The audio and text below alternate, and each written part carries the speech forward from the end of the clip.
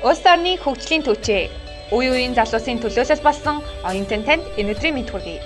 Бид хүндэт зочинтойгоо амжилттай суралцах, амьдралд, ажлын байранд хэрхэн өөрийгөө бэлтгэх талаар ярилцдаг билээ. Биднийг сонсож байгаад баярлалаа. Оюутан гэр бүл тавтай морил. Сонсогчдоо оюутан подкаста тавтай морил ээлжид шинэхэн дугаар хэлэхэд бэлэн болоод байна. Подкастыг маань сонсож бидэнтэй санал сэтгэлдээ хуваалцдаг та бүхэндээ маш их баярлалаа. Мөн биднийг сонгон сонсож байгаа шинэхэн сонсогчдоо баярлалаа. Өмнөх дугааруудыг маань сонирхоорой гэж хүсэж байна. Энэ удаагийн дугаараар бүгд найрамдах Хятад ард улсын харьбины технологийн их сургуульд менежментийн шинжлэх ухааны докторантаар суралцдаг Харьбин хот дахь Монгол оюутны холбооны тэргүүн Вола Монгол төрийн бас байгууллагын үүсгэн байгуулагч мөнх хоёрын тэмүүлэн урагдан оролцлоо. Түүндээ миний би Вола арга хэмжээндээр танилцсан бөгөөд ивэнтийн үеэр өгүүлсэн түүний хэрэгцээд зөвлөгөө мэдээллийг улам олон оюутан сурагчдад хүргэхийг хүсэж зочноороо урьсан билээ. Тэмүүлэн ахтай бид нейромаркетинг гэж юу болох, IQ-аас гадна EQ-тэй анхаарахын ач холбогдол, хэрхэн өөрчлөлтийг эхлүүлэх зэрэг сэдвийг хөндөөн ярьлаа. Магадгүй өөртөө өөрчлөлт хийхийг хүсэж буй оюутнуудад түүний яриа маш их урам зориг өгнө гэдэгт итгэлтэй байна. Ярилц руугаа орохоос өмнө сонсогчдоо нэгэн үн цэнтэй үйл ажиллагааны тухай танилцуулъя. Манай хамтран ажиллаж байгууллага чөлөөт бичиж төрийн бас байгууллагаас эрдмийг эрхэмлэх ухаан, өөртөө туслах ухаан, 1Q84 зэрэг номын орчуулагч, Япон судлаач, очирхүүгийн жаргал сайхан эрхмийг урьж, Япон мөрөөдөл ба бид юу хийж чадах вэ сэдвийн дор оюутан залууч чиглэсэн илтгэл хилцүүлэг өрнүүлэх гэж байна. Энэ арга хэмжээ нь 3 дугаар сарын 28-ны өдөр 16 цагаас санхүү эдийн засгийн их сургуулийн 4-ийн тахинд болох гэж байгаа юм байна. Энэ ивентэд та бүхнийг хүрэлцэн ирэхийг урьж байна. Илүү дэлгэрэнгүй мэдээллийг Pre-Writers Facebook хуудасаас аваарай. Энэ удаа гүнзгий хорол санжаа та бүхэнтэй хамт байх болно. За ингээд подкаст руугаа орцгоё. За Тэмүүлэхаа оюутан подкаст тавтай морил бидний урилгыг хүлээн авсанд маш их баярлалаа. Баярлалаа. Оюутан подкастт урьж оролцуулж байгаа залуустай ч гэсэн их баярлж байна. За сонсогчд маань та өөрийгөө танилцуулна уу хэмээн хүсэж байна. Намайг мөнх хоёрын Тэмүүлэн гэдэг. Яг одоогор бол бүгдэн найрамдах Хятад ард улсын Харьбин хотод Харьбины технологийн их сургууль буюу Хятадын топ 10 сургуулийн нэгт шинжлэх ухааны менежментийн чиглэлээр докторантад сураад одоо 2 дахь жилдээ 2 дугаар курс докторантын 2 дугаар курсын докторант байна. Тэгээд хүний нөөц маркетинг чиглэлээр илүү одоо мэргэжсэн гэх юм уу? Тийм байгаа. Тэгээд тэрүүгээр ч гэсэн бас ажилласан туршлагатай юм залуу байна. Та Монголд анх удаа нейромаркетингийн тархи туршилтын аргаар нэг судалгаа хийжсэн гэж сонссон. Тэгэхээр сонсогчид дунд маань нейромаркетинг сонирхдаг эсвэл мэргэжихийг хүсэж байгаа оюутан сурагч байж магад. Тэгэхээр та тэдгээр хүмүүст зориулж нейромаркетингийн талаар тодорхой мэдээлэл өгнө үү гэж хүсэж байна. Тэгээ Монголд бас харьцангуй шинэ ойлголт юм байлээ. За нейромаркетинг гэдэг ойлголт өөрөө дэлхийд дахин шинэ шинжлэх ухаан л да.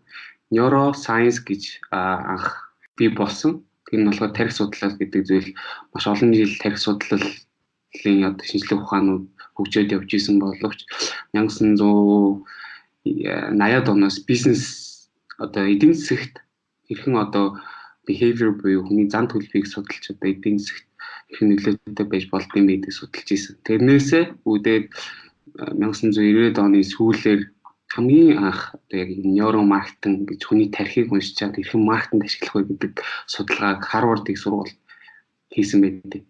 Тэгэхээр яг анхны үндэслэл нь бол 90-ад оны сүүл 2000-ыг эхлүүлэхээр одоо хөгжөөд нэг 10 хэдэн жил л болж байгаа байхгүй яг дэлхийд дахин. Тэгээд Монголд болохоор би 15 онд магистраар академист сурдаг байхдаа яг энэ өөрөө нөгөө маркетингаар сурцсан. Тэгээд ажилтдаг байсан болохоор хүний нөгөө хэрэглэгчийн зан төлөв гээл энийг судлах хэрэгтэй, судалгаа явуул гээл компаниас шаарддаг, хичээлдэр ч гэсэн хамгийн их одоо шаарддаг гэсэн. Тэгээд яавал зөв одоо хамгийн оновчтой тэр хэрэглэгчийн зан төлөвийг олж мэдэх вэ гэдэг аргыг л би өөрөө хайжсэн л та.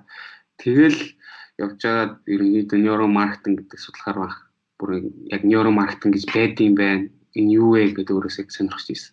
Тэгээд монгол хэл дээр бас хайж үзсэн чинь бас юу гэдэг Монголд бол тодорхой хэмжээний бас хүмүүс анх ингэ мэдсэн. Тэгээ блог одоо өөрөө бол яг мэрэгжлийн хүн бичсэн блог хөтөлдөг ч юм уу ийм хүмүүс байсан яг сонирхоод ийм зүйл байт юм байна штэ. Тэгээд би тэр хэднээс нь уншаал дараа нь яг нөгөө судалгааны ажил артикл хэднүүсийг барьж аваад эхлэнгүүт илүү мэрэгжлийн болж эхэлсэн л дээ. Тэгээд яг цаг хугацаанд тэгж таарсан юм уу манай сургууль EEG төхөөрөмж гэж байдаг. За тэгээд энэ төхөөрөмжийг ихаас өмнө нейромаркетинг нь ерөнхий ойлголтоор бол хүний тархийг уншиж хэрхэн тэр хүнд тохируулсан маркетинг хийх вэ? Тэгээд яаж борлуулалтаа өсгөх вэ гэдэг маркетинг л да. Энэ нөгөө талаараа этикгүй буюу ёс зүйгүй сонсогдож байгаа ч одоо энийг ашиглаад маш олон том Coca-Cola ч юм уу Google гэх мэт ашигладаг. Энэ аргуудыг тийм одоо нейромаркетинг гэдэг зүйл байгаа. Тэгээд нейромаркетинг нь болохоор зүгээр хүний тархийг ингээ мэдрээд унших биш, мэдээж технологийн тусламжтайгаар бол судалгаа хийж байгаа. Энэ дээр болохоор eye tracking гэж байдаг. Хүний хүүхэн харааг уншаад тухайн үг харанд одоо гэдэг жишээ нь нэг юм бүтээгдэхүүн байлаа. Тэр бүтээгдэхүүнийг тухайн хүнд байруулахад тэр хүн бүтээгдэхүүний хаана харж байна.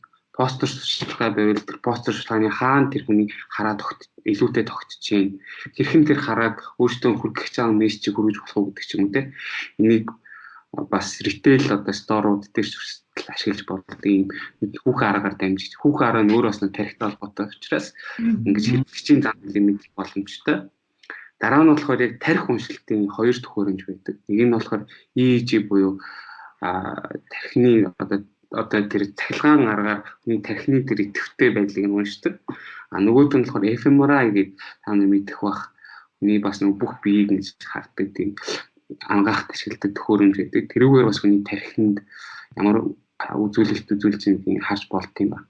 Тэгээ өшөө facial coding гэж байгаа. Хүний нүүрний булчин дээр мэдрэгч тавиад тэгээ хүн инээж ямар нэгэн хараад яаж хөдөлж ийн гэж энийг нь бас үздэг. Дахиад заавал технологи ашиглахгүйгээр хүний нөгөө үнэрлэх, харах, сонсох, мэдрэх энэ одоо зүйлүүдийг дамжуулан одоо үнрээр нь хэрхэн борлуулалт нөлөөлөх үү те хараад хүн яаж борлуулалт нөлөөлж болох вэ энэ зэрийн одоо ийм аргууд бас байдаг. Тэгээ яг энэ дундаас манай сургуульд тухайн үед азар EEG төхөөрөмж гэж сургууль оруулж ирсэн. Тэгээд тэрийг бол ер нь манай сургуулийг ашиглаж эхлэегүй. Тэгээд би ч тэрийг нь боломжийг хараал олзуурхаал. Тэгээд яг EEG төхөөрөмжн дээр тэгээ өөрөө би өмнө нь Tesco компанид ажилладаг байсан. Тэгээд Tesco компани Iceland гэдэг зарим нэг баг зах зээл нэвтрүүлээ. Яг энэ Iceland брендийг бариад авч явж ирсэн. Айл эзэний маркетингийн идэвхжүүлэх үйл ажиллагаа эхэлсэн. Тэгээд бид нар построо маш өнгөлгөөр хийсэн байсан. Тэгээд яг энэ постэр дээр яг энэ постэр хүнд хүрэхээр постэр мөн байна уу үгүй юу гэдгийг нь хүний тархийг уншиж хагаад гаргаж ирэх гэж үзье. Тэгээ яг бид бол үгүй уламжлалт аргаарч олж илрүүлсэн мэдээлэл EEG төхөөрөмжөөр олж илрүүлсэн мэдээлэл хоёр таарсан л да. Тэгээд яг манай тухайн постэр бол хитрхи өнгөлөг хүн ингээд хитрхи олон юм өнгөлөг юм төөрөлддөг мэдээлэл бүр авч чаддаг. Энгийн бөгөөд апдейт хөтлөсөн ч юм уу те. Дээрэс нь одоо юу гэдэг том хүн тоглох юм уу, гадаад хүн, монгол хүн, Аз хүн, хүүхэд, эрэгтэй эмэгтэй хүүхэд аль вэ гэл энэ бүх аргыг одоо аргаар нь туршиж үзээд тэгэл яг анхныхаа судалгаа Монголд хийгээд тэгээд тэрнээс хойш 2017 онд нейромаркетингийн холбоо гэж үүссэн. Тэгээд нейромаркетингийн холбооноос бас яг онлайн юм сошиал платформ буюу энэ Facebook дээр явж байгаа видео контентууд дээр eye tracking-ийг ашиглаад хоёр дахь бас нэг юм судалгаа олон нийтэд чөлөөтэй ингэж харуулахаар юм судалгаа хийгдсэн байдаг. Тэгээд ерөнхийдөө би болохоор нейромаркетингийн холбоонд яг судлаачаар тэгээд яг энэ судалгааг мэдээж би бас дангаараа миний бас удирдлагч багш маш том тулгуур болсон өөрөө бас их мундаг манай багш. Тэгээ хамтраад хийснээр анхны судалгааг бол хийсэн. Гэтэ энэ бол яг амжилттай болсон судалгаа бол гэж хэлэхгүй. Гэхдээ нөгөө тодорхой хэмжээний магадлалыг л бий болгосон юм судалгаа байна. Тэгээ цаашид бол яг энийг бас илүү хөгжүүлж явуулахын тулд бид нэр бас талдаа илүү олон залуусыг хамруулж олон талаас нь бас судлах аргуудыг хэрэгжилж байгаа л да. За маш их баярлалаа. Тэгээд би бас нэг номноос уншиж байсан юм л да, дадал зуршлын хүч гээд. Тэр дадал зуршлын хүч ном дээр болохоор гардаг зүйл нь юу вэ гэвэл basal ganglia гэдэг хүний ингээд тархины ингээд төвд байдаг зүйл байт юм байна л да. Тэр basal ganglia гэдэг төвд нь болохоор ингээд хүмүүс ерөнхийдөө ингээд дадал зуршил болсон тийм зүйлсүүд ингээд цуглараад тэгээд тархиныхаа бусад хэсэг рүү ингээд түгээж идэг мэдээлэл. Тэнгүүд энүүнийг нь болохоор яг таны өмнө нь ярьсантай адилхан нэг дэлхийн том компани Google, Coca-Cola гэх компаниуд маш их хэрэгэлдэг болсон юм байна л да. Одоо жишээ нь гэвэл гадаадад McDonald's нэг талаараа стандартаа барьж байгаа гэсэндээ ингээд хаан ч яг л нэг хэвийн ингээд дизайн нэг хэвийн тэнгуүтээ ороод очиход ухтарч авч байгаа хүмүүс нь яг сайн байна уу McDonald's байна гэдээ яг нэг төрлийн үгээ хэлдэг. Тэнгуүтээ ерөөсө оршин хүртэл яг л нэг хэвийн энэ нь яг хүмүүст яаж нөлөөлөд байна гэсэн чинь өнөөдөр ингээд хүмүүс чинь илүү эрүүл хооллохыг хүсдэг болсон шүү дээ. Одоо түргэн хоолноос татгалж. Тэгсэн хэрнээ яг ингээд McDonald's ч юм ингээд Thomas хүмүүс оронгууд нөгөө тэр basal ganglia гэдэг дотор нь суудсан байгаа зүйлс нь ингээд хүний тархинд ингээд ямар нэгэн өөрийнх нь хязгаарлалтгүйгээр өөрт нь нөлөөлөд тэгээд тэр түргэн хоолны газар ороод хоол идэхэд нь хүргэдэм байна л та. Тэгэд энэ яг ингээд нейромаркетингийн бас нэг жишээ мөн болов. Мөн. Тэгээд яг наадхан дээр чинь яг тархийг бас ярих хэрэгтэй л доо. Хүмүүс ял тархийг баруун зүүн гэж ерөнхийд хоёрт хуваадаг те. Зүүн тархи бол илүү IQ сүртэй бол баруун тархи бол илүү креативлэг байдаг гэж ярьдаг те. Яг ингээд нейромаркетинг тархи судлаад эхлэхээр тархи нь өөрөө бас их олон бүтэцтэй дотроо энэ яг тархины яг урд хэсгийг нь бол frontal lobe гэж нэрлэдэг. Тэгээ энэ frontal lobe нь илүү хүний юм боддог ч юм уу те юмыг төлөвлөдөг, зохион байгуулдаг, ялваа нэг анализдаг, харилцдаг те. Анализ дүгнэлт шинжилгээ хийж харилцдаг. Эсвэл одоо үүдээ шийдвэр гаргалтанд илүү урт бидний толгойн яг нууц хэсэг нөлөөлдөг. Motor cortex гэж байдаг. Яг энэ урт тархины хойд хэсэгт байдаг энэ хэсгийг нь болохоор илүү нэг хөдөлгөөн бидний хийж байгаа хөдөлгөөнийг үдирддэг гэсэн. Хөдөлдөг, алхдаг, эвддэг, суудаг ч юм уу. Дахиад дараагийн хэсэг нь болохоор sensory cortex гэж ярьдаг. Тэгээ энэ нь болохоор илүү мэдрэлийн одоо cortex. Бид нэр зүрхээрээ мэдэрдэг гэж ярьдэн шүү дээ. Яг үндэ бол бидний sensory cortex-ороо мэдэрдэг байхгүй тархиараа. Дараагийн хэсэгт нь болохоор parietal lobe гэж байдаг. Энд дээр нь бол одоо юу гэдэг үнэрлэх ямарваа нэгэн гадны биетээс авч байгаа тэр мэдрэхүү нөлөөлдөг. Дараа нь болохоор хойд хэсэгт бидний дагсны хэсэгт бол occipital lobe гэж байдаг. Энэ болохоор бидний хараа юу харж байгаа энэ хэсгийг үдирддэг. Дараа нь гол хэсэгт нь болохоор temporal lobe гэж байдаг. Энэ нь болохоор бидний аливаа зүйлийг цээжлэх, тогтоох, ойлгох ч юм уу те. Энэ яг хэсэг одоо хөдөлгөөрнөлтэй тархи. Тэгээд тархи нэг өсөндөө бүгд бидний өнөөдөр хамгийн чухал эрхтэн хөдөлж байгаа, алхаж байгаа, үнэрлэж байгаа, амталж байгаа бүх зүйлийг бид нэр зөвхөн тархиараа л одоо мэдрэлээрээ дамжуулдаг. Нейрон одоо нейромаркетинг, neuroscience гэдэг нейрон гэдэг нь өөрөө мэдрэлийг сохохгүй хэдэн тэр бумаар байдаг. Тэгээ энэ мэдрэхгүйгээр авч байгаа. Тэгээ сая чиний хэлсэн над одоо яг энэ дөр бол parietal lobe нь илүү ажиллаж байгаа гэсэн үг л дээ. Энэ нь болохоор parasensory cortex ч юм уу parietal энэ хоёр хослон ч юм уу чи өөрөө мэдлэхгүйгээр ингэж юмыг мэдэж авч байгаа ч юм уу те. Ухамсар чинь ажиллаад байна л гэсэн үг л дээ. Тэгээ яг наад аргыг чинь бол одоо дэлхийд дахин Солонгос улсад хүртэл ашигласан байдаг. Тэгээ тэр жишээ нь YouTube бас байгаа хэрвээ сонирхох юм бол нэг Dunkin Donuts-ийн маркетинг кампайн байгаа. Тэрэн дээр болохоор автобусанд хүн суулаа. Тэнгүүд автобусанд тийм Dunkin Donuts нь өөрөө нөгөө донатсаараа алдартай.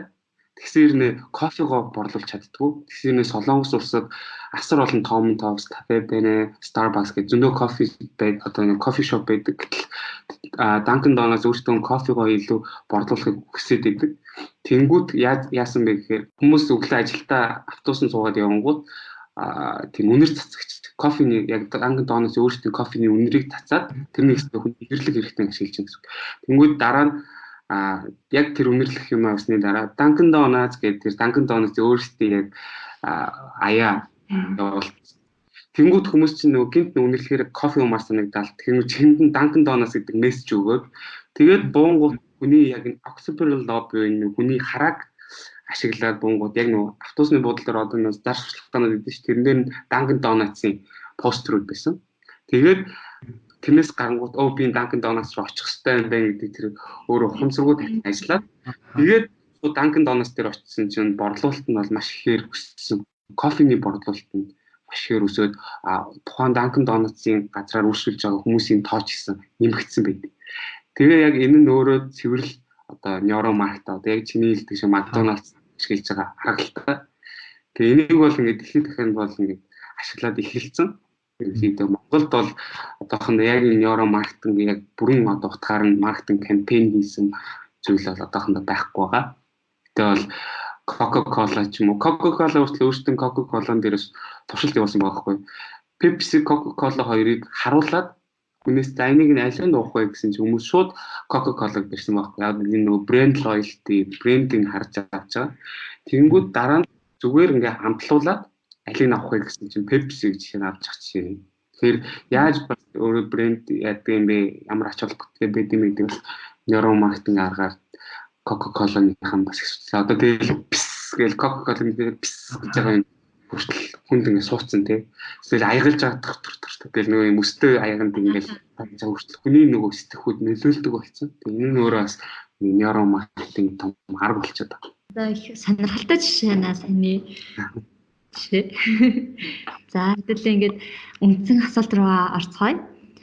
Таны хувьд амжилттай оюутан гэж хэнийг хэлэх вэ? Амжилтыг яг хүн болгон өөрөөр харна л да. Хүн болгонд амжилт гэдэг тухайн хувь хүн хэрэг хол зорилготой байгаа тийм. Тэр зорилгоос хамаарат амжилт гэдэг ийм цензурт өөртөө тогтоож байгаа. Тэгээд тэр өөрийнхөө тавьсан урдаа тавьсан зорилго хүсэл мөрөөдөлтөө хүрсэн бол одоо амжилт гэдэг зүйлийг ярина. Гэхдээ энэ амжилт нь хувь хүн болгонд одоо өөр ч юм уу. Жишээ нь би зүгээр ойрын хугацааны хараад за би ингээд IELTS-та 7.5 8 одоо банд авлаа гэж бодоход энэ амжилттай. Гэтэл тэр нь бол зүгээр л одоо хүн болгоны харж байгаа. Хэр ойрыг харж чинь ойрыг хараад тэрэндээ хүрчүүл тэр хүн өөрийгөө би бас амжилттай юм гэж бодно шүү дээ. Тэгэхээр би бол яг энэ амжилт гэдэг яг энэ үгэн дээр бол фокуслж чадахгүй байна. Яг л хүн болгон өөрөөсөө харж чадж байгаа. Гэхдээ би ганц л зүйл дээр миний амьдралын одоо гол тулгуур болсон зүйл нь тэр оюутныг харуулт юм бол энэ өөр хандлагатай оюутан бол амжилттай оюутан болоо да гэж би хариулах хэрэгтэй. Яг гэвэл жишээ нь би одоо хүний нөөц талаас хараад би маш олон хүний нөөцийн менежерүүд, ахлагууд, дарга нартай бид нэр ярьж байхад зөвхөн бид нэр хандлага харах нь зөв. Гэхдээ хандлагаас гадна тухайн мэдлэг чухал юм, туршлага чухал юм гэж ярьдаг. Гэхдээ би болохоор энэ дээр жоохон эсрэг байр суурьтай байд. Яг гэвэл ирээдүйд бид нэр ингээд харахад жишээ нь хандлага бол хизээч хоцрогдохгүй байхгүй. Өнөөдөр 20-р зуунд хандлагыг ярьж исэн. John Maxwell гэж байна уу, Dale Carnegie гэж байна уу, хандлага гэж л ярьж исэн. Гэхдээ бас мэдлэг одоо ур чадвар, туршлага чухал гэж ярьж илээсэн л да. Гэхдээ одоо ирээдүйд мэдлэг бол хоцрогдож болдог. Ур чадвар хоцрогдож болдог. Туршлага хоцрогдож болно. Яг гэвэл бидний өнөөдөр мэдсэн магадгүй би 10 жилдээ миний сурсан юм өнөөдөр надад шаардлагагүй болчихж байгаа байхгүй жишээ. Мэдлэг бол хоцрогддог. Ур чадвар бол дахиад яг байна гэхдээ хоцрогдно. Гэхдээ хандлага бол хизээч хэдэн зуунд амжин өнөөдөр 21 дээр зуун ч бай, 22 дугаар зуун ч бай, 23 дугаар зуун ч бай хандлага гэдэг зүйл бол заавал одоо байх зүйл. Тэгэхээр хандлагатай оюутныг амжилттай оюутан гэх юм болоо да. Тэгээд яг хандлага гэдгээр бол асар том хүрээг хамарч хэлж байгаа. Зөвхөн одоо жижигхэн хандлага гэдэг зүйл бол жижигхэн зүйл биш. Дараа нь хандлага дотроос одоо онож одоо онцгойруулж тодорхойлж хэлэх нэг үг нь юу гэдэг хариуцлагатай оюутан байх хэрэгтэй. Тэгвэл өнөөдөр яг оюутан гэдэг энэ 4 жилийн хугацаанд юу гэдэг өнөөдөр өглөө босоод хэдэн цагт унцаамаа өглөө босоод хичээлдээ яг цагтаа очиж сууж ийна гэдэг чинь нэгт чи өөрийнхөө өмнө хүлээсэн хариуцлага ухамсарлаж байгаа юм гэж хэлж байна. Нөгөөх нь болохоор ээж аавынхаа тэг чамд оруулж байгаа хөрөнгө оруулалт тэг энэ бол оюуны хөрөнгө оруулалтанд чи өөрөө ухамсарлаад хариуцлага хүлээж байгаа чадвар. Тэгэхээр очоод хичээлдээ суугаад багшийнхаа хэлсэн заас юмыг ойлгож аваад тэгээс гарч чадах одоо ёстой шүү дээ. Ингээд бол тэрийг авч чадчих байгаа бол чи өөрийнхөө дахиад нэг багшийнхаа өмнө хүлээсэн хариуцлага ухамсарлаж байгаа.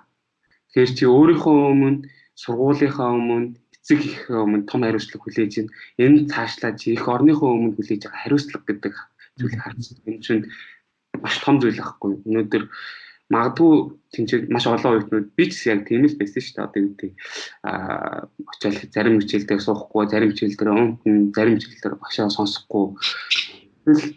Энэ хийж байгаа үйл болгон ч өнөөдөр өөрийнхөө өмнө, ээжийнхөө өмнө, аавынхаа өмнө, ус орныхоо өмнө, гэр бүлийнхээ өмнө хүлээж байгаа хариуцлага болоод явж байгаа. Тэгэхээр хандлагатай, хариуцлагатай оюутан нэг бол би амжилттай оюутан гэж харна. Гэхдээ маш олон зүйлүүд би байгаа л та. Гэхдээ яг энийг явандаа бас та нар асуух юм бол ирээд явчихна. Яг үгээр тодорхойлох юм бол хандлагатай, хариуцлагатай байх хэрэгтэй. Яг л хандлага, хариуцлага хоёр ирээдүйд хизээч хоцрогдохгүй. Ирээдүгээ бид нар харж ирэх юм бол маш гайхалтай хариулт байлаа. Одоо өнөөдөр ихэнх ажил олгогч нар тэр мэрэгжлийн ур чадвараас гадна хандлагыг нь аваад ажилд авдаг болчихсон. Тэгээд яг тэрийг нь ойлгоод манай сургууль ямар арга хэрэгэлсэн бэ гэвэл өнөөдөр бид нарт хүмүүжил хандлагын оноо гэдэг оноотой болсон байхгүй юу? Яг онооны системтэй. Тэгээд ерөнхийдөө энэ хүмүүжил хандлагын оноо гэж тавьсан ч гэсэндээ энэ оноо нэг яаж хэмжиж өгөх нь маш их асуудалтай байдаг. Тэнгүүд яг таны хувьд болохоор энэ хандлага хүмүүжил гэдэг зүйлийг ер нь яаж хэмжиж байна? Тэгэд миний харж байгаагаар болохоор багш нар бол өглөө яг хичээлдээ цаг тухайдаа ярьж гинүү, хичээл дээр хэрхэн оролцож байгаа байдлаас нь ерөнхийдөө ингээд хүмүүжил хандлагын оноо өгдөг. Гэхдээ бас нөгөө хүүхдүүд чинь үргэлж ингээд цагтаа яриад байхгүй амьдрал бас зарим нэг нь давчгүй саадар хичээл тохиолдоход хаяа хоцрох байна шүү дээ. Яг хандлагыг өнөөдөр яг миний үед болохоор оюутан ч бай 10 жилд ч бай онц сурдаг оюутнууд л мундаг ийсэн юм шиг санагддаг байхгүй. Яг цагтаа ирдэг. Бүх юм дээр төгс юм шиг те. Энийг тийм робот шиг. Тэнгүүд одоо юу гэдэг өнөөдөр бол робот тэрнийг те бүр тэр оюутнуудаас илүү хийдэг болчихж байгаа байхгүй. Яг цагтаа робот ирээ зогсож ивэл чадна ч юм уу те. Хийх гэсэн бүх одоо системийг бид нэр одоо тэр хэмэл оюуханд суулгаад өгчих юм бол тэр робот машин ч юм уу те хийж чадна. Гэтэл яг энэс ялгаж чадж байгаа зүйл нь одоо хүн төрөлхтнийг машин хэмэл оюуханаас ялгаж чадж байгаа зүйл нь өөрөө хандлага болчиход байгаа те. Тэнгүүд одоо ирээдүйд юу илүү яригдчихэж байгаа вэ гэхээр IQ гэж бид нэр ярьдаг, EQ гэж бас ярьж байгаа. Тэгэхээр яг хэмжих үзүүлэлтээ магадгүй EQ-гээр нь харах юм бол хэмжиж болох юм болоо те. Одоо бүх зүйл хэмжүүр хийх гэдэг стандартчлалгаар яваад байгаа. Тэгэнгүүт IQ бол сэтгэн бодох чадвар. Энэ IQ мэдээж бид нэр бас хөгжүүлэх ёстой. Гэхдээ зөвхөн бид нэр IQ ингээд дагаад өөрийгөө хөгжүүлээд тах юм бол яг робот ч болох гээд байна. Энэ шинээр гарч ирэх технологитой адилхан болох гээд байна. Энээс ялгаж чадах зүйл нь EQ болчиход байна. Тэнгүүд EQ нөр та нар бас өөрсдөө одоо сонсож байгаа залуусч байна уу? Бас дэлгэрүүлээд бас сонирхож уншаарай. EQ нөр emotion intelligence гэж байгаа. Сэтгэл хөдлөлийн одоо тэр intelligence-ийг ярьж байгаа. Энэ дунд ерөнхийдөө 5 хуваадаг л та. 5 одоогийн байдлаар бол 5 хуваацсан байгаа.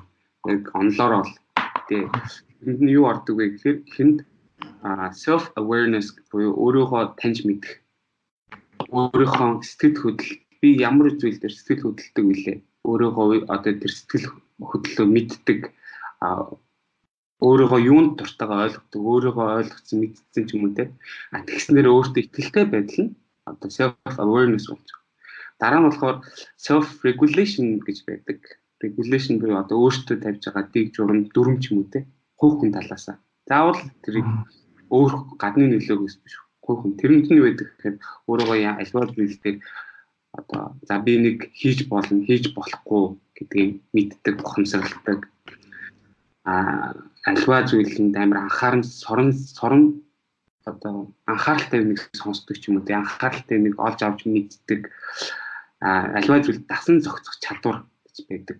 Өнөөдөр одоо юу гэдэг гадаадд оюутан болоод ирж байгаа зүйл гадны соёл зохицох, сургуулийн дүрмд одоо дасан зохицох ч гэдэг юм уу, хоол ундын дасан зохицох ч юм уу, дасан зохицох чадвартай байх хэрэгтэй.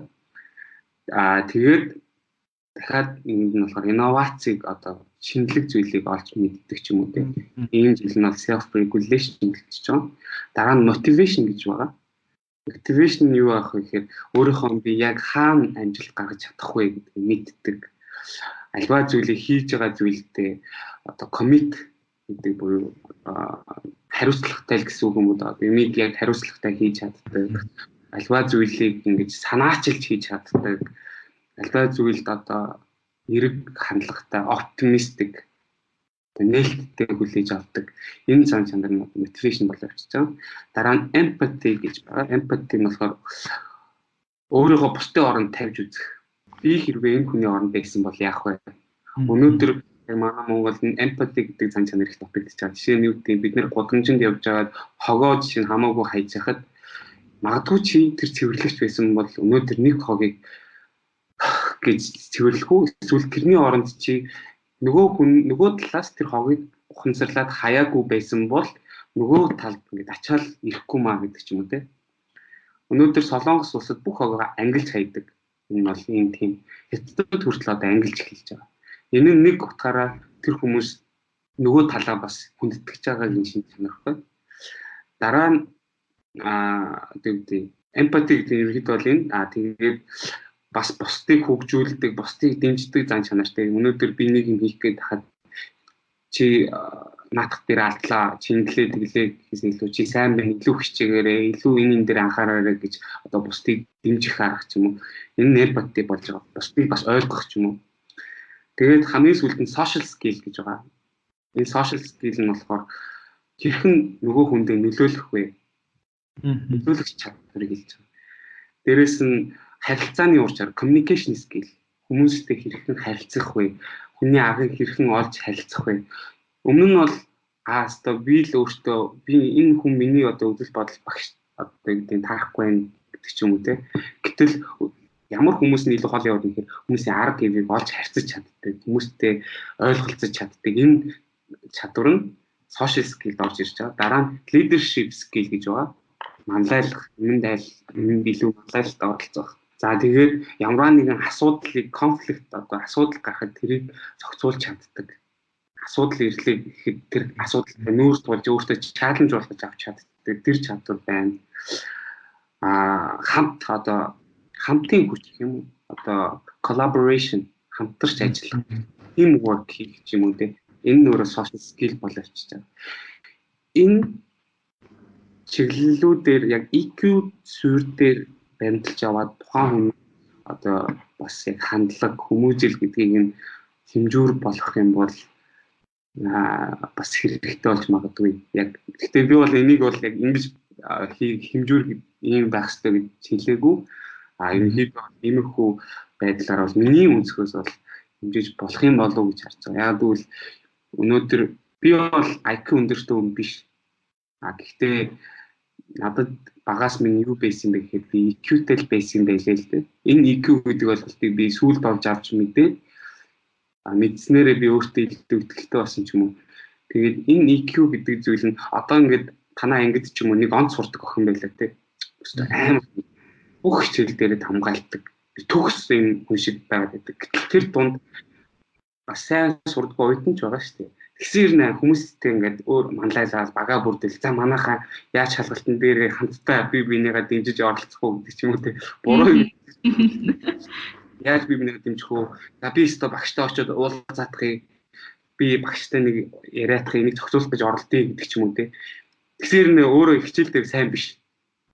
Ирнэ ингээд бас ингээд хичээлээ даван туулаа яваад байдаг ч юм уу. Энэ арга нь одоо энэ EQ гэдэг зүйл хэвгүй. Энэ хүн одоо илүү хол явдаг болчиход байна л та. IQ-тай хүн бол юм хийж чадна. Тэр бол баталгаатай. Гэхдээ тэр хүнд уян хатан чанар юм дасыг зохици энэ хүнтэй ингэж гэсэн чанар байхгүйгаас энэ одоо хоцрогдоод эхлэдэг байгаа. Сэтгэн бодох чадвар хөгжүүлэх нь чухал. Гэхдээ IQ-г бид бас давхар хөгжүүлэх ёстой.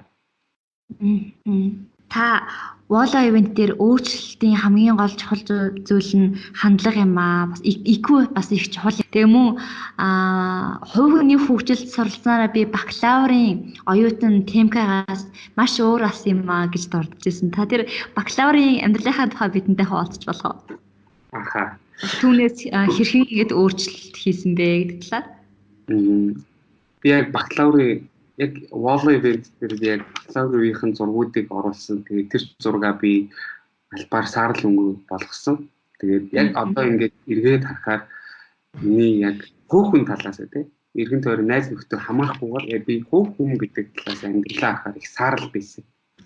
Яг нь 2007 онд манай аав намайг зүгээр богоон суулгаад чи хятад явна гэж явуулсан. Тэгээд тухайд би юу гэж боддог вэ гэхээр хятад улсыг тухайн яг миний үед хүмүүсийн нийтлэг занчтар нь жунгаа гэж ч юм уу те. Хятад хүн муухай, хятад хүн соёлгүй гэдэг тийм л ойлголт байсан. Тэгээд би яг тийм ойлголтоор би маш дургу одоо явсан. Гэтэ нөгөө хүүхд ээж аавынхаа үгнээс гарч гэлэхгүй тэгэл хүсөөсэйгүй л одоо баг хүчээр явсан юм. Тэгээд яг л тэр сэтгүүгээрээ би миний оюутны амьдрал өнгөрсөн. Ерөнхийдөө бол гэхдээ надад бас хувь хүний хүмүүжил гэдэг зүйл багын хүмүүжил байсан учраас би тэнцээ бас бие дааж өндөрсөн тийм мэдээж тодорхой хэмжээнд би сургуулаа өгөөгүй гэхдээ би сурахаа ухамсарлаж исэн боловч би сайн сурч чадаагүй өөрийгөө мэдээгүй өөрийгөө олоогүй би зүгээр сурах гэж оролдоод исэн боловч би хизээч сайн дуу авч байгаагүй. Тэгээ яг амьдралаа яг бодохоор яг тухайн үеийн 2007-оос яг 13 оны тэмүүлэн нэгт би өөрийгөө олж мэдээгүй байсан. Хоёрт бид мэрэгжил сонголт гэдэг миний амьдралд маш том чухал юм дээр би мэрэгжлээ. Сонгоход ач холбогдол өгөхгүйгээр ааваас асууад аваа одоо энэ ийм хоёр мэрэгжил байна. Нэг нь олон улсын худалдаа байна, нөгөөх нь банк санхүү байна. Алийг сонгох вэ гэсэн чинь. Одоо хятад ирээдүйд худалдаа 8 чи олон улсын худалдаагаар сур. Тэгээд би сурсан би хичээлдээ юу ч ойлгоогүй. Би ойлгохыг хичээсэн ч бүр ингээд цаанаасаа л дургууд өгчихгүй л гэсэн. Тэгээ яг хуу амьдрахын хэрээр одоо би чи амьдралаа тэнд очиод хичээл ойлгох шаардлагатай болно. Амьдрж хоол идэх хэрэгтэй гэдэг одоо тийм амьдралын шаардлагаар би хятад хэлийг сурсан. Амьдралын шаардлага хийсэж би хүсэж сураад байх юм шүү дээ. Амьдралын шаардлагатай сурсан. Ганц миний одоо оюутны амьдралд хамгийн сонирхолтой байсан зүйл нь англи хэл гэсэн. Гэхдээ би англи хэлийг сурд одоо ингээл өдөр болго үг мөсөж сураагүй. Зүгээр л гадаад хүмүүст англиар ярих дуртай. Гэртээ би кино үзэх дуртай. Англиар кино үзэх дуртай. Англи дуу сонсох дуртай. Тэгээд ерөнхийн юм англи хэл баг нэг тэр оюутны амьдралын баг гэрэлдэг юм шиг надад санагддагс. Маш өчүүхэн сэтгэх байхгүй нөөрөө. Тэгээд дээрэс нь надад хувийн хөгжил гэдэг зүйлийг 10 жилийн боловсролд маань олгоогүй. Тэгээд тэрэн дээр санхугаа хэрхэн хуримтлал үүсгэх үү, эсвэл эрүүл мэнд дээр яаж анхаарах үү, зөв хооллолт гэж юу юм, ирээдүйд чи ямар зорилготой амьдрах ёстой, хувь хүн олж мэдэх гэдэг зүйл миний үед юусоо байгаагүй. Тийм учраас би бол насаараа л эрүүл явах юм шиг хоолыг бол хамаагүй гэдэг шээ. Өглөөний цав уухгүй. Тэгээд хичээлд явна. Өдөр болгонгууд McDonald's ч юм уу KFC-гээс ингээд том сетүүдийг нь аваад тэгтээ тэр нэг бүрт хүмүүс ундаахгүйгээр давхар чикен жижигхэн бүрэг аваад тэгээд иддэг. Оройн хичээлээ тараад дахиад бүрэг иддэг ч юм уу те. Том эсвэл юм тостой хоол юм уу идэх. Гэтээ гэртээ хараад хэвтэж байгаад кино үзээд тэгээд хэвтэж байгаад хоолоо иддэг. Тэгээд ихэнх оюутнууд чинь бол ухамсараар хичээлээс учиж би бол тэгдэг байсан. Би тэгэл зүгээр номч үзэхгүй. Даалгавраа хийх бол нэгнээс нь болцдог ч юм уу. Ийм л оюутан байсан л да. Тэгээд яг төгсгийн алдад нөгөө дадлага хийх хугацаа өгдөг. Тэгээд би Монголд ирээд яг 3 дахь курс тийм үү. Монголд ирээ оюутлахад би ингээд дадлагаараа ажиллах гэсэн юм аа гэдэг. Өгсөн чинь окей чиний ингээд голчтуу чи идвэ гэсэн чинь миний түн голчин 200-ны бүгд 100 хийдтэй ч байлаа та. 3 дахь курс болсон байхад миний голч 100 хийдтэйс баг. Тэгэл би чинь юу вэ гэдэг би ингээд гадаадд сурдаг юм аа би хятадаар хичээл үздэг юм аа. Тийм болохоор ингээд ер нь бол нэг сайн дүн байхгүй гэсэн чинь уучлаарай тэр нь огт хамаагүй манад гадаад төгссөн сайн голчтой зөндөө оюутнууд байна гэж над хэлсэн чинь дүн гэж орж юу вэ гэж бодоод сургууль дээр очиад багшаа би дадлага хийсэн чинь манай Монголд намайг авахгүй байна. Энэ чинь голчтуу ард юм байна гэсэн чинь голчтын ийм чухал байсан чинь зүгээр чиста хичээлүүд дээр тэнцэлээ болоо гэж манай хятад тэгж оюутнууд хэлдэгс ах. Гэтэл хятад жид ингээ 3.1 тэттэй төгсөх систем гэсэн чинь юусоо байхгүй. Тэгэл яг хуу би нэг жижигхэн байгууллагт дадлага хийгээл тэгээд за би ядаж голчоо 2 хүрэх систем байна гэдэг. Би яг сүүлийн семестрээр дээр бүх хичээл дээр хичээж байгаа. 4.5 голчоос би 200-ны 18 2.2 голчтой сургуулаа төгсөжсэн. Гэтэ ганц юм би зүгээр сургуулаа дуусгаж чадсандаа л би баярлалтай. Одоо ингээ би хэрвээ тийм ухамсартай, тийм арчаагүй байхдаа сургуулаа хайцсан бол яах вэ юм бэ те. Би диплом өөрөөд ирсэн. Тэгээ Монголдо ирээд би за ямар ч гэсэн би хятад хэлтэй, англи хэлтэй, за ингээд тодорхой хэмжээний орс за тийм чинь нэг том компанид гоё шилэн барилт кофе уугаал ажиллана гэж боддог байсан чинь би өвдсөн байхгүй. Би амьдралдаа би өвдөн гэж ойлголт мэдэхгүй өвдсөн ч тоохгүй яваад идсэн. Тэгээд өвдсөн чинь миний даралт хөгшин шиг байсан. Доод даралт нь 130, дээд даралт нь 150 гэдэг. Энэ бол харуултын хэмжээ байхгүй. Энэ бол тэгээд юунаас эмнэлэгчсэн чинь чиний таргалалт байна. Чи буруу хооллол, буруу зуршил. Тэгээ өөрөө чин дээр гараад бичсэн чи 95 кг. Өөрөөр дөрөв батгах шавар болсон. Стэнээр нүрний донд батгаж гаргацсан яахгүй хэ батг гардаг л үе юм бүр ингээд. Тэгээд дээрэс нь дотор эргэтнүүд маань өөхөлдсөн. Ер нь л нэг амьдрал надад бүрхэг байсан. Тэгээд за ямар ч гэсэн зөв хооллох хэрэгтэй байна. Эрүүл хооллох хэрэгтэй гэдэг хүчээр өөрийгөө тэгдээ чүлмөл уугаал. Тэгсэрнэл миний хоолны бол цаг баримтлал гэдэг талаар ойлголт байхгүй шүү. Тэгээд Монголд ирчээд монголоор сайн ярьж чадахгүй багаас нөгөө Оросд амьдардаг байсан. Тэгээ Монголд ирээд герман сургууль сурч байгаа. Тэгээ хятад явцсан. Болохоор ерөнхийдөө монгол хэлэндээ мүү. Тэгээ ажилд орохоор монгол хэл гэж шаардлагатай. Тэгээд яг хуу хойд ухааны ундраа ахтайм гэж үүдэг. Тэгээд тэр ахтайм хүний нөөцийн яг менежмент гэдэг энэ чиглэлээр суралцаад тэгээд ерөнхийдөө өөрийгөө олж авсан байдээ. Тэгээ оюутан нас бол яг хуу яг энэ талаар бол надад их одоо хар бараан юм шиг ийм саарл юм шиг дурсан зүйлтэйдэгч нөгөө талаараа би амьдралынхаа найзууд болж авсан. Яг тэгвэл жишээ нь энэ чинь Монголд ч юм уу оюутан байх юм бол гэртээ харчин те өдөр хичээл дээр хамт байна. 7 хоногийн 24/7 хамт байхгүй. Гадаад сурахын давуу тал нь 24/7 хамт амьдрна. Найзуудтайгаа бие бинийгаа сайн муу мэдлэгдсэн алтаа бүтгэлийг биндээ ярьж өгнө гэдэг ч юм уу. Тэгээд тэр дундаас амьдралын найз олцсон маань миний бас амьдралд маш том гоё бэлэг юм болов шаардыг. Тэр бол миний оюутнаас дурсаж өөрийгөө ингээд тайлбарлах ганц миний найзууд. За тэгээд яг та сая хэллээ. Аав нь шууд тийшээ яваа гэд мэрэгжлийн сонгоод өгсөн. Тэгээд танд бол яг тэр тухайнс болж байгаа хугацаа маш хэцүү байсан байна л да. Тэнгүүтээ өнөөдөр яг бас Монголын нийгэмд бас яг ийм зүйлсийг тохиолдоод байгаа байхгүй юу? Яагаад ч монголчууд хизэнээс ч ингэж амар төсвөр төвшөөргөө болцсон. Ингээд 10 жилийн төгсөөл Ешээ өгнө. Ешийн дүн гарвуу буюу нэг сургуульд л орох ёстой гэж хүүхдүүд бодождаг. Тэгэл нөгөө сургуулийн бүртгэх хугацаа ч өөрөө маш богинохон. Тэр үедээ хүүхдүүд за юмыг яаж мэдхив гээл нэг нийтлэг байдаг Монгол улсын их сургууль, шүтээс, санхүү гэд орчиж байгаа байхгүй юу? Тэгэд орсныхоо дараа болохоор яг нэг мэрэгжил сонголт гэдэг зүйлийг өөрсдөө сайн төлөвлөө үүсэж болоод яг таны энэ нөхцөл байдал онсон хүмүүс зөндөө байна л да. Тэгэд яг энэ мэрэгжил сонголт буруу хийсэн хүүхдүүд эсвэл ингээд мэрэгчлээ сонгож байгаа хүүхдүүд та юу юу гэж хэлэх вэ? Мэргэжлээ буруу сонгогдсон байвал EQ-га хөгжүүл. EQ бол өнөөдөр би ямар ч ажилд ороод ямар ч ажлыг одоо яг бүр нарийн мэргэжил биш л бол ерөнхий ажлыг би хаач хийж чаддаг гэх юм уу. За тэр маань миний EQ байхгүй, EQ-ийн давуу тал. Мэргэжил сонголт өөрөө маш чухал л да нэг талаасаа.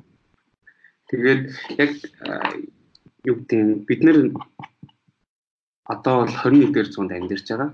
Тэгэхээр бид нэр яг энийг ярихаас өмнө би яг энийг бас товчхон ярмаар байна. 21-р зуун өөрөө дижитал ирэн үе. Энэ ирэн үед одоо Generation Z буюу Америкийн одоо судалгаанаас үзэхэд 95-аас хойших үеийн залуусыг Generation Z гэж нэрлэж байгаа. Энэ хүмүүс төрсөхөөс ахуулаад ерөнхийдөө техник технологитой гар нийлүүлээд өссөн. Яг нь дэлхийд дахин Монголд бол ер нь бол 2000 он гараад хүмүүс илүү техник утас хэрэглээл ингэж хэлсэн. Тэгэхээр яг Монголын нөхцөлд бол бас нөгөө 95 оныхон яг Generation Z-тэй бас орох юм уу гэдэгт бас мэдэхгүй байна. Монголын нөхцөл бол нэг 2000 оноос хойш хүүхдүүд илүү утас хэрэглэдэг, интернетээс мэдээлэл ухаж хайж олж мэддэг ч юм ийм ирэн үе болцсон байна. Мэргэжил гэдэг бол эцсийн үр дүндээ яг 4 жил сурахад чиний гарт диплом гэдэг зүйл л ирнэ.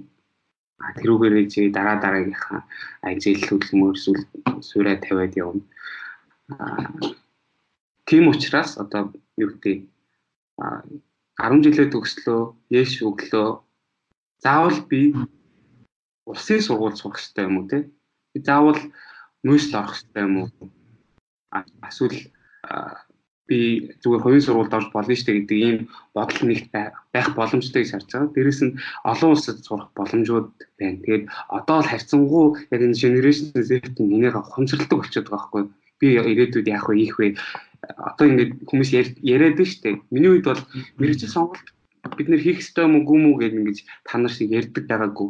Энэ нь өөр их том давуу тал болж байгаа. Та нар үед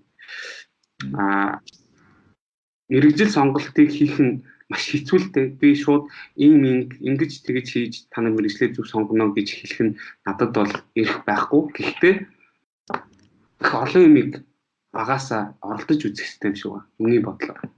Зөвөрөвдөө заавал тэрүүгээр мэрэгшиж явах биш үү? Өнөөдөр чиний газар очиод дуулаад сурчих, бүжиглээд сурчих юм зүгээр энгийн гоё сонирхолтой хобби маягаар зураг зурдаг ч юм уу, шүлэг бичдэг ч юм уу бүх зүйлээр хувийн талаасаа дээрээс нь техник технологитойгоо маш сайн хөл нийлүүлж алхаж яваад одоо үүдээ интернет гэдэг юмыг маш сайн өөртөө бий болгож суулгах хэрэгтэй. Интернетийг ашиглаж сурах хэрэгтэй. Ингэснээр магадгүй мэргэжил сонголт хийхэд чинь илүү дөхөн болох баха. Тэгээс биш юм. Яг 10 жил төгсөх болоод за одоо яг юугаар сурах уу яах вэ гэж мэдэх биш. Ээж аав өөрийнхөө гэхэд өөрийгөө дотоод хүнээ олж илрүүл. Энэ тэмүүлэн ч вэ, заяач вэ, сараач вэ, болдооч вэ энэ хүн юунд авьяастай юм бэ гэдгийг мэдэх хэрэгтэй байхгүй. Тэр маш олон зүйлийг зур оролдоод би юунд авьяастай юм бэ? Тэр дундаас би юунд илүү дуртай юм бэ? Энэ дуртай юмараа би одоо юу ирээдүйд амьдрч чадах уу бэ? Тэрэндээ хамаатуулж. Жишээ нь би зүгээр л одоо хоол идэх дуртай бол энийгээ би зөвхөн хоол идээд их сургуульд сурч чадахгүй шүү дээ. Тэрнийг бол тоогооч болж байна. Эсвэл илүү бизнес талаас нь ахын бол чи бизнес удирдлага маркетингаар сурч болохгүй. Тэнгүүд чи ирээдүйд мэргэжлийн эзэмшсэний дараа хоолоо идэж байгаа тэрийг маркетинг ашиглаад сурталчилж болох юм уу? Энэ олон талаас нь харж агаад мэргэжлээ сонгож авах юм бол хэрэгтэй болов гэж байна. Гэтэ би бол яг мэргэжил сонголтын дээр бол тэмүүлэн гэдэг хүний зүгээс ингэдэг бол надад зөвлөмж зөв ирэх нөгөө талаас одоо мэдлэг туршлага байхгүй. Гэхдээ би өөрийнхөө яг тууд өнгөрсөн өнөөдөр тэмүүлэн гэдэг хүн зургуулаад төгснөөс хойш өөрийгөө олцсон явж байгаа энэ хүн юун дээр би харж байгаа юм гэхээр ямар ч EQ-тэй байсан байна. EQ гэдэг зүйл надад байсан байна. Нөгөө талаас би их олон юм оролддог байсан байна. Тэр дундаас би яг өөрийнхөө яг хэлээд мэрэгчлээд суралцж байгаа юм байна. Ааха. За тэгэхээр яг сонсогчдод дунд маань буруу хоолтой эсвэл ямар нэгэн буруу дадал зовшилтай гэхдээ яг өөрийг ингээд өөрчлөх хүсэж байгаа хүмүүс аж магадгүй. Тэгэхээр яг та бол яг ийм нөхцөл байдлаас одоогийн нөхцөл байдалд шилжихдээ яг анх яг ямар алхам хийж энэ өөрчлөлтийг хийсэн бэ? Яг Монголд ирээд яг ухааны ундраа гэж хүний нөөцийн менежментээр сурсан гэдгсэн шүү дээ. Тэгсний дараагаар би яг надад багшлах боломж олдоод тэгээ багшлахтаа надад хоёр төрлийн хичээл өгсөн. За энэ хоёр хичээлийг чи занаа гэд. Нэг нь болохоор олон улсын хүний нөөцийн менежментийн талаар, нөгөөх нь болохоор хувийн хөгжил. Тэгээ би хувийн хөгжлийн хичээлийн нэр нь болохоор сэтгэхүйн цар хүрээс аахгүй. Тэгээ би сэтгэхүйн цар хүрээ гэж яг юу яриад байгаа юм бол. Тэгээд хувийн хөгжлийг уншвал би хандлага гэдэг. Яг хандлага нь яг юуг яриад байгаа, юу нэр нь хандлага гэж яриад байгаа юм бэл. Асар олон мэддэхгүй зүйлүүд надад байсан л та. Тэгээд яг уу би маш их мэдээлэлүүд уншсан. Яг энэ намайг энэ өөрчлөлтөнд авчрахад нөлөөлсөн 3 одоо хүмүүс байдیں۔ Одоо дэлхийд дахин алдартай. Нэг нь болохоор Стив Джобс, Дейл Карнеги, тэгээд одоо бол Жак Ма. Тэгээд ягаад энэ 3-ыг би онцолж ярьж байгаа вэ гэхээр энэ 3 хүн ирээдүйг ярьдаг. Одоо Стив Джобс, Дейл Карнеги бол ирээдүйг ярьж байсан. Тэгээд одоо харамсалтай нас барсан. Жак Ма бол амьд. Гэтэ бас ирээдүй ярьж байгаа. Энэ хүмүүсийн нийгэмд оруулсан оролцоо бүх юмыг харахаар өнөөдөр бид нэр бүгдээрээ л iPhone, MacBook ч юм уу те яг энэ смарт зүйлүүдийг хэрэгжилж байна. Энэний үүсгэлийг тавьсан хүн Steve Jobs болчиход. Jack Ma өнөөдөр дэлхийд дахин онлайн интернет гэдэг зүйлийг ойлгуулж эхэлж байна, ухамсруулж эхэлж байна. Dale Carnegie гэдэг бол одоо Америкийг одоо босгосон бас маш том хүн. Энэ гурав бол нөлөөлсөн. Яг энэ дундаас би маш олон мэдээлэл замбрааг авч байгаа шүү дээ. Тэгээд замбрааг авч байгаа амьдралд хүний үн цэн гэж юу юм бэ? Тэгээд тэр дундаас хамгийн үн цэн юу юм бэ гэхээр эрүүл мэнд болж таарч байгаа байхгүй. Чи хар мянга сайхан мөрөөдөлтэй байгаа, дансандаа хэдэн зуун сая тэрбум доллартай байгаад чи өвдчих юм бол чи хийж бүтээ гэсэн мөрөөдлөө хийж чадахгүй. Дээрэс нь цуглуулсан тэр насан туршдаа цуглуулсан мөнгөө чи эргээд эрүүл мэндэд зарцуулагдах юм байна л да. Тэгээ би нэг өөрөө биеэрээ мэдэрчиж ойлгож байгаа байхгүй. Би Монголд ирээд өвдөөд би нөгөө шилэн барилгатай газар ажиллаж сууж байгаа өнөөдөр ингээд хөвтөд өвдөөд явж байна. Нэрэл хүн өвдөх юм бол нэр өвчний хүн үнэхээр бүх юм байна. Өвдөл гэх юм бол юу ч ямар ч хүн байсан зүгээр чи тэр бомтон байна уу, ерөнхийлөгч байна уу, энгийн ард ирхэн байна уу чи өвчний өмнө бол зүгээр л боол. Тэгээд эрүүл мэнд гэдэг надад хугтхан суух хэрэгтэй болсон л доо. Тэгээ би эрүүл мэндийн талаар уншиж эхлэв. За ер нь хүн эрүүл байхын тулд юу байх ёстой. За хамгийн зөв зүйл нь унтаж амрах, дээрс нь зөв хооллол хоёрлээс. Тэгээд энийг хийхэд надад хандлага нь байсан л да. Би өөрөө хандлага гэдэг зүйлийг би ойлгохгүйсэн. Ер нь ингээ эргээ харахад тэмүүлэн бол ингээ оролдож үздэг. Энийг зүгээр тоохгүй үл тоодог төрлийн биш. Нөгөө EQ-тэй байсан гэдэг аахгүй. Би оролдож үздэг, туршиж үздэг хүн байсан. Тэгээд тэр маань л их том нөлөө болсон юм болоо. Би хийж тухайн үед л би оролдоод хэрэгжүүлж одоо энэ зүгээр бид нэр мэдлэг цуглуулаад байдаг. Тэр мэдлэгээ бид нэр ашиглахгүйгээр ингээд цуглуулаад байх юм бол тэр зүгээр л ямар ч хэрэггүй мэдээлэл болчихж байгаа байхгүй. Юу гэдэг би нөхөн дотор орцсон. Тэгээд нөхнөөс би гарах гад байдаг. Баахан тэр арга судлаад баахан шат цуглуулад байдаг. Тэсэр нь ингээд шатаа ингээд өөрч тавихгүй ингээд байгаад юм бол би тэрийг хийж эхлүүлэхгүй байгаа байхгүй. Тэгэхээр яг тэр шиг би хийгээл яг тэр хүмүүсийн аль хэдийн олон жилийн өмнө хүмүүс ингээд судалгаанд үндэслээд яригдаад байгаа ном бичвүүд уншиж байгаа юм чинь би тэрийг хэрэгжүүлснээрээ л хөөрчлөлтөд гарч эхэлсэн л дээ. Тэгээд яг хийж эхлэх нь одоо зүгээр сонсоод суух биш тэр хэрэгжүүлэх нь хамгийн чухал. Тэрийг хэрэгжүүлэх гэдэг үгийг л наад саний асуултанд нь хариулж хэлээ та. Амжсан хэрэгжүүлж хэрэгтэй. Юу ч мэддэг байсан, сонсдог байсан. Яга сонсож аваад өөртөө хэрэгжүүлэх. За та үнэхээр яг сонсоод байхад хий гарахгүй хариулт өгч байна манай подкастад. Тэгэд одоо яг таныг хараад байхаар тэр 95 кг байсан гэх надад үнэндээ төсөөлөгдөг байна. Тэгэд яг харахад бол би бараг танаас хөвшин харагдаад байгаа байхгүй юу? Тийм. Тэгээд ерөнхийдөө бол ялчгүй эрүүл хоолтой бол яг бүх хүндэд оюутан болгонд хэрэгтэй зүйл.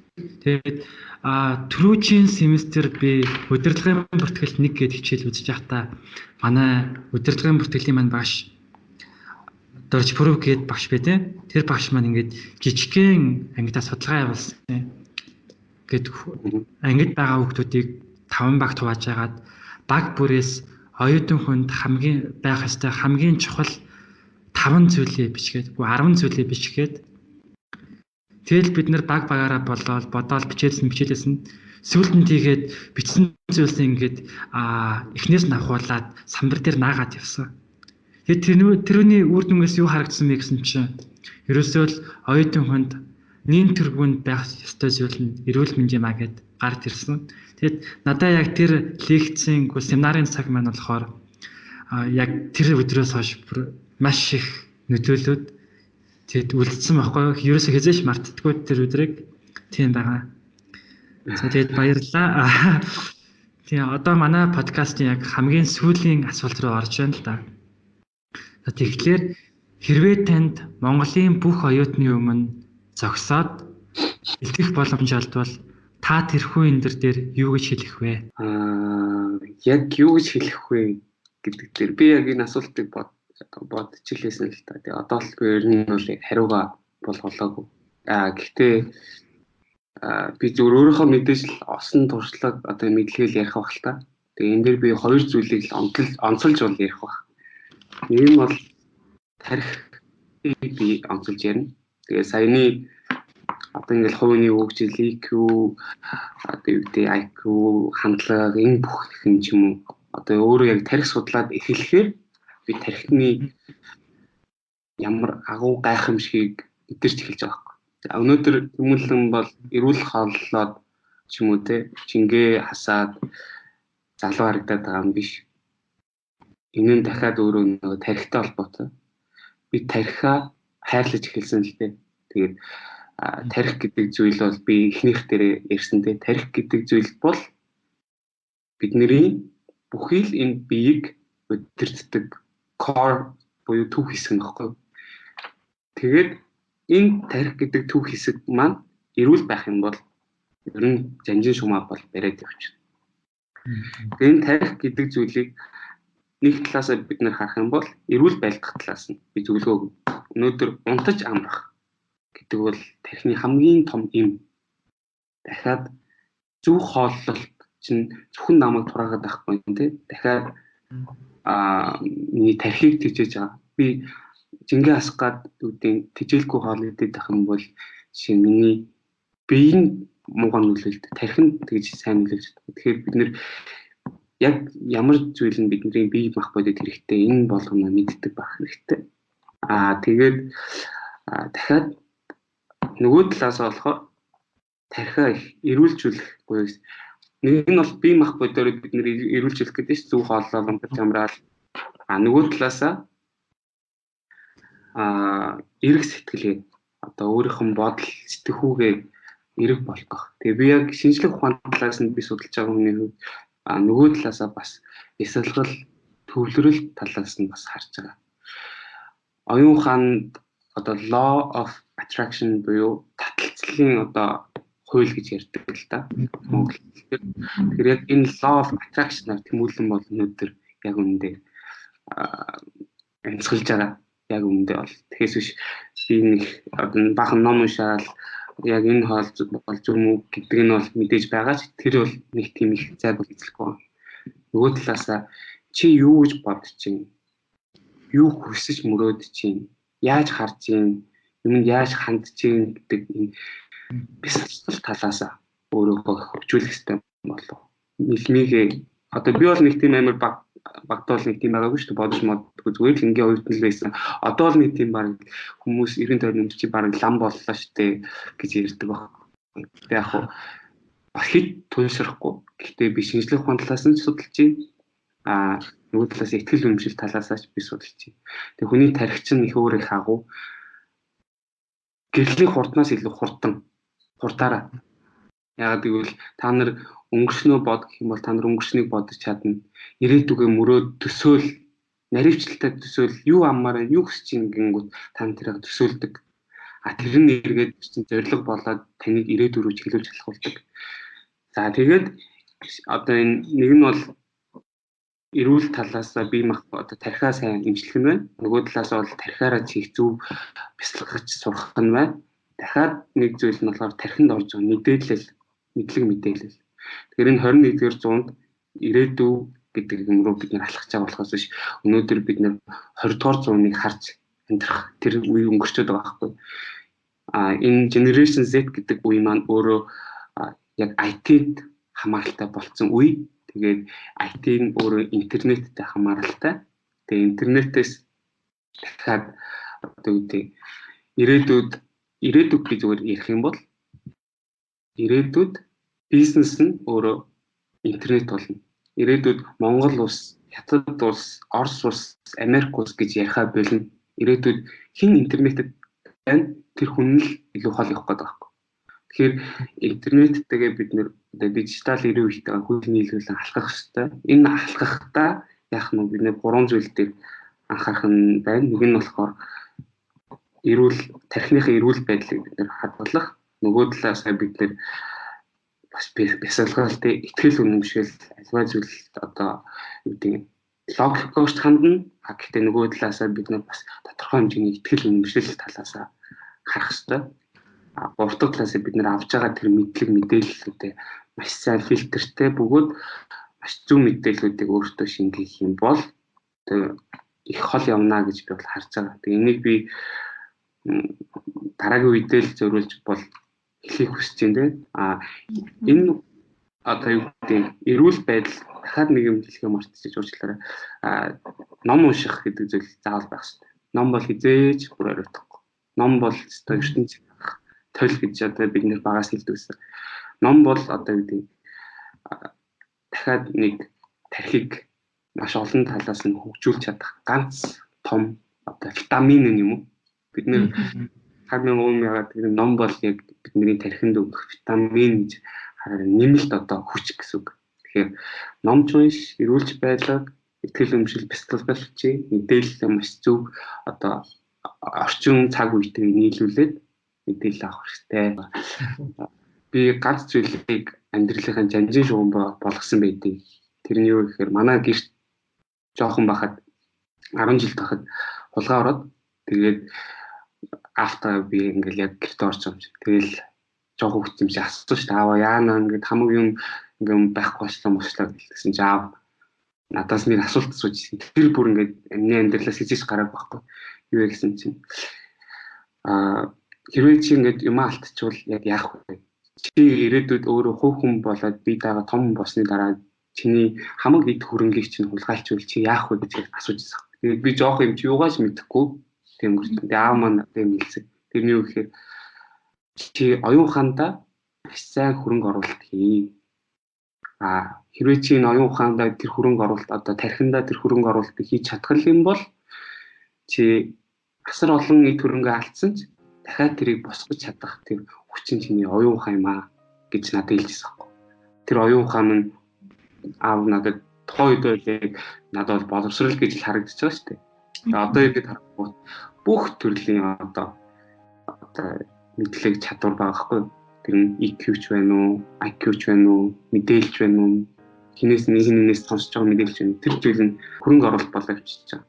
Тэгээд тэрийг жанжин шугам болгосон. Өнөөдөр би сургуультай явсан бакалавртаа. Гэхдээ би зогсоо эзэж суралцгаа эзэж зогсоогүй юм л л дээ. Би ном уншаал мэдэж авах гал эсвэл бакалавр дуусчаал ажиллангуудаа дахиад магистр сурна гэж. Магистр дуусчаал хүн чинь ажиллаж мэдлээд амьдралаа төгнөлөхөд би болоогүй надад мэдэх юм асар их байна гэдэг ингээд яваад байгаа хгүй яг одоо ч гэсэн. Тэгээд энэ дундаас ер нь бол тарих гэдэг нь өөрөө агуу юм байна. Тэгэхээр тэр Монголын одоо ирээдүйг болсон одоо залуус оюутнуудын бүх оюутнуудын өмнө гарах би тархийг маш ихээр ярина. Энэ ярих хэрэгтэй саний одоо хэлсэн зүйлүүдийг дурдж хэлнэ л гэж би бодож байна. Яг тэгвэл энэ нь тарих ирээдүйд ч байна. Тэгээд ирээдүйдээ хөл нийлүүлэхэд хүн юу мэдэх хэрэгтэй юм байна. Тэрийг хамгаалж сурах хэрэгтэй. Энэ бүх зүйлийг л ярина. Маш их баярлалаа. Их хэрэгцээд мэдээлэл зөвлөгөөг мэдэж авлаа. Таны цаашдын ажил хөдөлмөрт өндрөөс өндөр амжилтыг хүсье. Баярлалаа. Тэгээд шинэ үеийн түүчээр болсон Оюутан подкастын залуус та нартаа ч гэсэн томоос том амжилт хүсье. Илүү их олон хүмүүстэй ярилцаж, илүү олон залуусын соён гэрүүлэх үйлсэд маш том хөрөнгө оруулалт хийх болтугай гэж хамгийн сайхан хүсье өрөөё. За баярлалаа. Энэ хүртэл манай подкасттай хамт байсан эрхэм сонсогчдоо мөн энэ удаагийн зочин Тэмүүлэн ахта баярлалаа. Зочны маань хэлсэн үн цэнтэй зөвлөгөө хэн нэгний амьдралд эргэлтийн цэг болсон болов уу? Өөртөө өөрчлөлт хийхийг хүссэн, мэргэжлээ буруу сонгосон гэж бодож буй хэн бүхний заавал сонсох дуртай дугаар болсон гэж найдаж байна. Мөн та подкаст дурдсан EQ, нейромаркетинг болон Тэмүүлэн ахын талаар илүү их мэдээллийг авахыг хүсвэл доорх линкээр орж хараарай. Түүнчлэн манай подкаст тун удахгүй SoundCloud болон Apple Podcast-аар засагдах учраас сонсогчид маань өөрийн төртэй подкаст аппликейшнээр дамжуулж Оюутан подкастыг сонсох боломжтой болж байгаа билээ. Ингээд шинэ 7 хоногоо илүү бүтээлчээр өнгөрөөгөөгээд энэ удаагийн дугаараа өндөрлүүлье. Баяртай.